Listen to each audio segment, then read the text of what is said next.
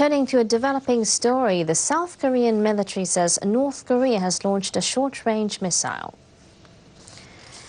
The Joint Chiefs of Staff says the launch took place in Wonsan, located in the eastern part of the country, at about 9:06 a.m. local time. The South Korean and U.S. military are gathering information on the type of the missile and its landing location. The launch comes months after the second summit between North Korean leader Kim Jong-un and U.S. President Donald Trump ended unsuccessfully. Since then, talks on denuclearization have largely stalled.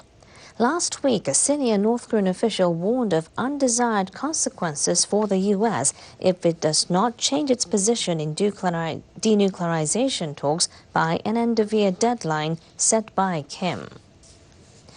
A United Nations report says that 10 million people in North Korea are suffering from a severe food shortage. It follows the country's worst harvest in 10 years.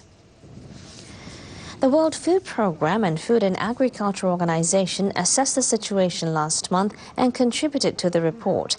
It estimates the food deficit in the north will be more than 130 million metric tons.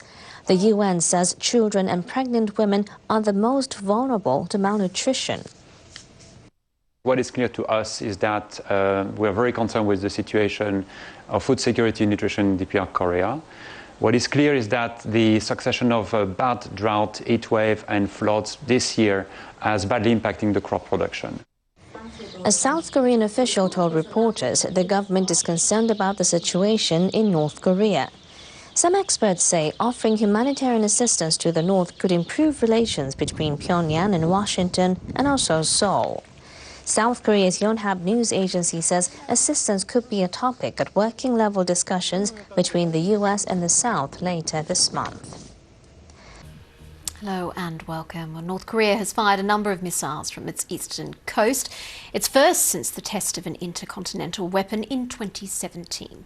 The projectiles are thought to be short range and flew up to 200 kilometres before landing in the sea. The missiles were launched from Wonsan near the Hodo Peninsula in the east of North Korea, and it comes amid a diplomatic breakdown between North Korea and the US after they failed to reach a deal at their summit in Hanoi in February. The White House has said it's monitoring the situation. Earlier I spoke to Foreign Affairs analyst Ankit Panda and asked him if these missile tests differed in any way from previous ones. We don't know exactly what the North Koreans fired. There have been no images or video yet. This event occurred just about 2 hours ago or so. But the critical difference between the two tactical weapon tests that North Korea did in November and once again in April is that this was big enough to be picked up by South Korea's missile warning systems, which led to all of us seeing news alerts about a North Korean missile launch for the first time in 522 days. That was the last time that North Korea ever launched something big. Of course, this appears to be a much, much smaller kind of missile or set of missiles. So this is still quite calibrated, but I think that's the chief difference here. Do you think the international community will be worried about these latest missiles, especially the United States? Absolutely. I mean, on one hand, these ballistic missile launches, like previous ones, do violate North Korea's commitments under United Nations Security Council resolutions. So there is that. But of course, we've seen here in the United States that President Trump has repeatedly touted the lack of any missile launches from North Korea as one of his major achievements over the course of 2018. And now, of course, since the Hanoi summit between him and Kim Jong-un, the North Korean leader, things have not been going so well. And I think we're starting to see the evidence that this process may be entirely collapsing. Of course, we have to see how the United States will choose to react to this development.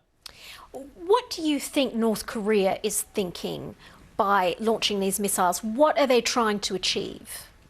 Yeah, I mean, so I don't have to speculate about that because Kim Jong-un actually told us exactly what he was thinking a few weeks ago when he delivered his first major public address since the Hanoi summit. He explicitly warned that there would be corresponding acts from North Korea for the United States pushing ahead with military exercises with South Korea. And he also generally conveyed his dissatisfaction with the state of diplomacy. So something like this was actually pretty clearly telegraphed by North Korea, and now we're just simply seeing it happen. So when this news emerged today, I wasn't very surprised. What is North Korea hoping will happen then if they're launching these missiles? Are they trying to goad the US or the international community? Are they trying to bring them back to the table?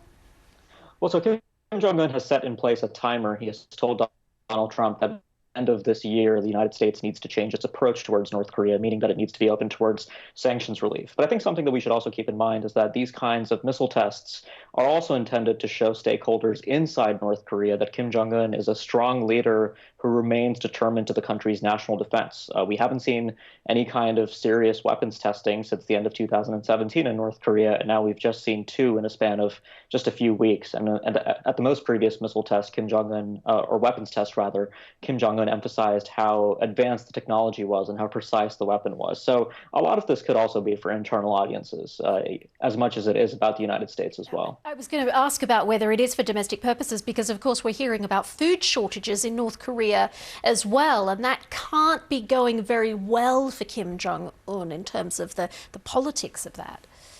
That's right. I mean, once upon a time, we heard in North Korean propaganda that national defense strength would prevent the recurrence of anything like the famine that the country suffered in the 1990s. And of course, last year's harvest was disappointing, and now we've seen very credible reporting that hundreds of thousands of North Koreans are going to be food stressed. So this does, again, bang the drums of nationalism and show that Kim Jong-un is taking the country's defense and security seriously, but it won't do anything to stem North Korea's economic problems in the short term.